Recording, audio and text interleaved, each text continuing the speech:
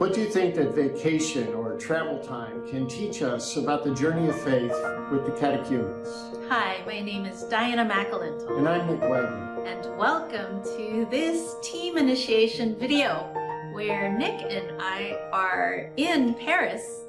Yeah, we're on this trip, and all the way along the trip, Diana and I have been saying to each other, you know, this is just like how we talk with the catechumens about their journey of faith. Yes, and so our journey here today in a different country is giving us some insights about what it means to be on a spiritual journey. And if you recall, in the order of Christian initiation of adults, the ritual says that this is a spiritual journey of adults, a journey of faith.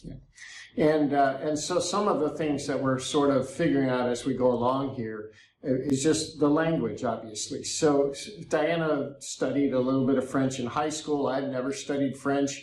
And just trying to get around the city and order a croissant or ask where the bathroom is or how to get to Notre Dame. There are a lot of people here that speak English, but a lot of people don't. And we also don't want to make people speak our language. We're trying to figure out how to communicate with them in their language. And before we left, we got a whole bunch of recommendations from friends of things to see, things that we must do before we leave. And in some ways, I'm feeling a little stressed trying to get everything on our list of things to do into the time frame that we have. There's also ways of behaving that are different here in Paris than might be back in our hometown in Oakland. So just the way people walk on the street, or the way they sit in a restaurant, or the way we stand near or far from each other on the subway. So like with any journey, oftentimes our focus is on the destination, on getting to Paris or getting to the pilgrimage destination, whatever that is. But there's so much more to a journey than just the destination. Yeah, especially a journey of faith, or any kind of journey really, is about so much more than where you end up. So we had trouble making our connections to get to Paris, and we really got on the one plane like the minute they were closing the door, and we were really focused on the destination. But when we got here, we can relax and we're here. So what is it about being at the destination that matters, or what is it that being on the trip matters? It's one thing we're rediscovering is that the journey itself is what's important. Getting here is important, but being on the journey to here and journeying while we're here, paying attention to what's going on in the moment, that we're trying to learn how to do that and not be so goal-oriented. Yeah.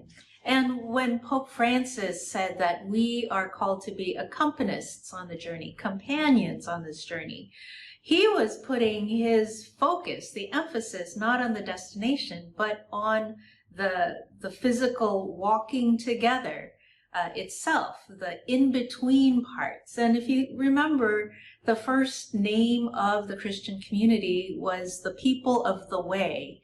Jesus did not call us the people of the destination. We were the people of the way. And so we need to focus on what is there along the way. So pay attention to things that surprise you on the journey. Pay attention to the moments of grace that happen on the journey that you weren't expecting to be blessed in this way, and all of a sudden you receive a blessing.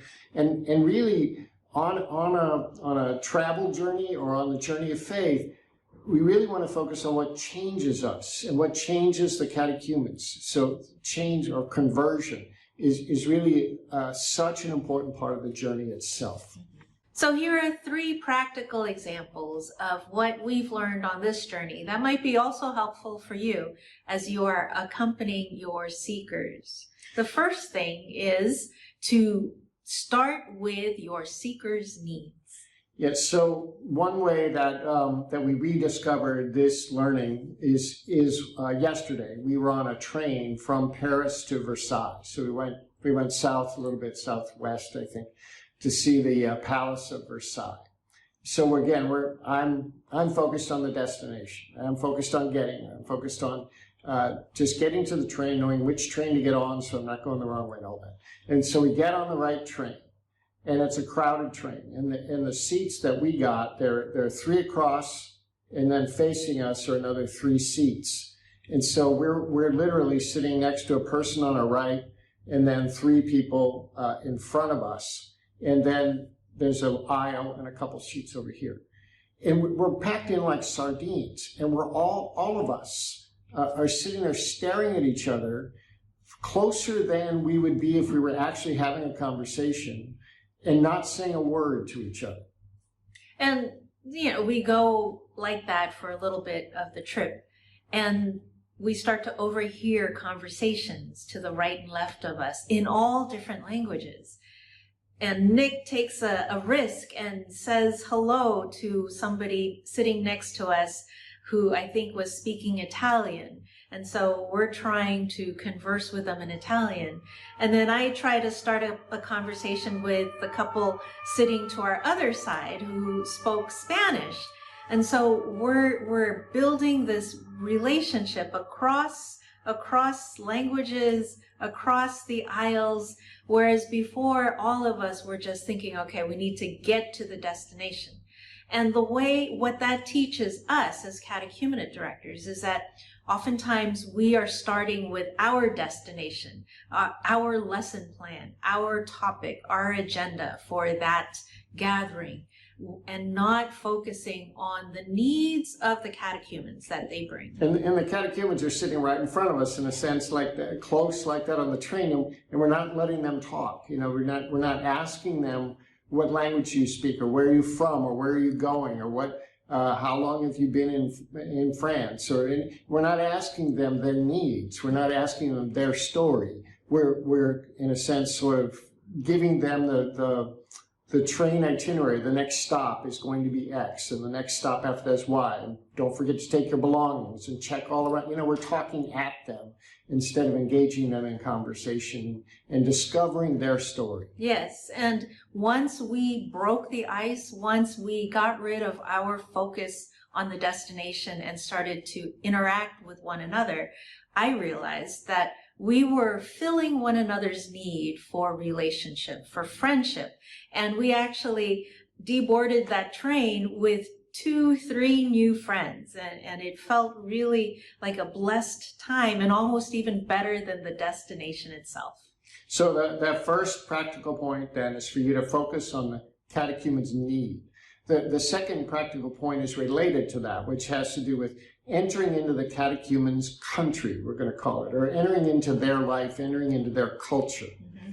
And so you think of catechumens, those who are just beginning to live the Christian way of life. They are learning a new way of being, a new language, a new ethos, a new perspective on the world and what it means. And that's a culture. That is the Christian culture. And so in order for them to learn that culture, they have to enter into it. They of course bring their own culture, but they're trying to acclimate themselves to the Christian culture. But it also goes both ways. Yeah, so here's the twist. See, we think our job is to acclimate them to our culture. And Pope Leo doesn't say that. Pope Leo, in his apostolic letter that he wrote recently, he said we have to go out to the poor and learn their language and learn their way of seeing the world and listen to how they view things. And he said they are the gospel for us. So we need to learn to read the gospel in the hearts and minds of the poor. And, most of our catechumens are not financially poor, not destitute. Most of our catechumens have home and shelter and health care and all of that. But they are, Pope Leo says, there are other kinds of poor. There's the spiritually poor. There's the emotionally poor. There's those who are poor in the sense that they don't have strong relationships and they're lonely. And so our catechumens oftentimes fall into those categories.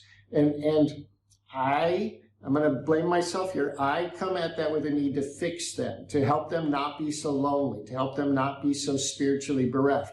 And Pope Leo says we have to turn that upside down and think of it as they're helping us, first of all. They are the face of Christ to us, first of all. And we need to start with the catechumens with that attitude, that we're learning from them. Yes. Yes, and that takes a lot of humility. That takes a lot of courage to enter into another person's culture, way of being, and to not feel like, well, you have to protect yourself from that or keep your distance from it. And practically speaking, we've encountered that example here on our journey. When we humble ourselves and not impose our United States culture into the conversation or into the way of speaking, and we really attempt those little bits of learning and language that we try, and it breaks the ice. It makes it feel like we are sacrificing a little, and then the door is open for all of us to learn from one another. So the first practical tip for you is to start with the catechumen's need. The second tip is to enter into their country and learn their language and customs and way of doing things. And the third tip that we want to give you is how to create an itinerary of faith for your catechumens.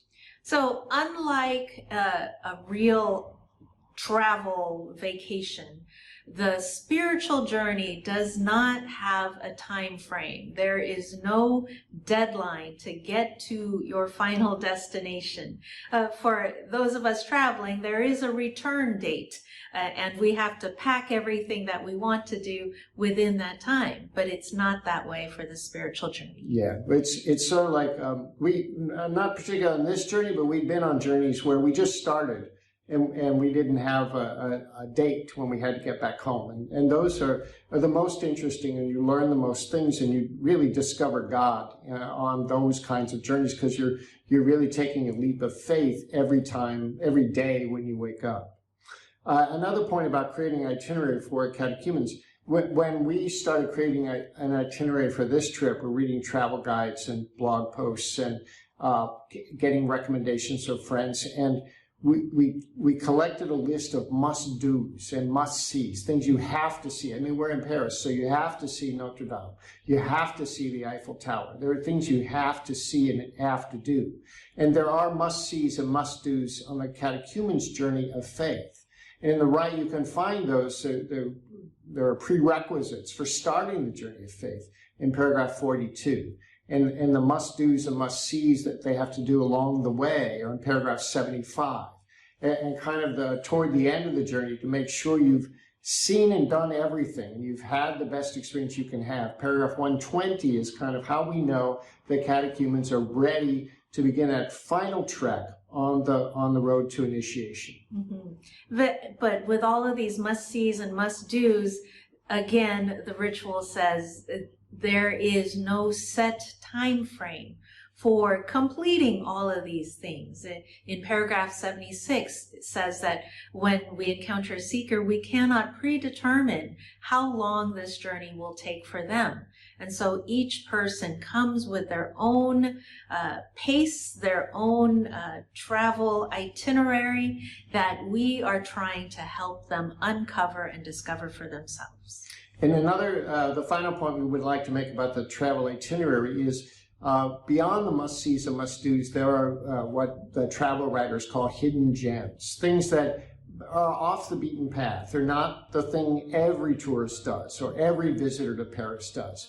So what are the unique things that go on in your parish? What are the distinctive things that go on in the domestic churches of your catechumen sponsors and the catechumens themselves? What are particular devotions to saints, or what are particular religious practices that the founding culture of your parish does that, say it's a Latino parish, what are some Latino traditions that you wouldn't find in, say, primarily German-American parish, and vice versa? What are those hidden gems? You want to make sure that your catechumens are experiencing those along their journey of faith. So hopefully that's given you some ideas on how to accompany your catechumens and candidates on their own spiritual journey. For more ideas on travel tips and on the spiritual life, come over to teaminitiation.com. My name is Diana McAlinton. And I'm Nick Wagner. Thanks so much for watching.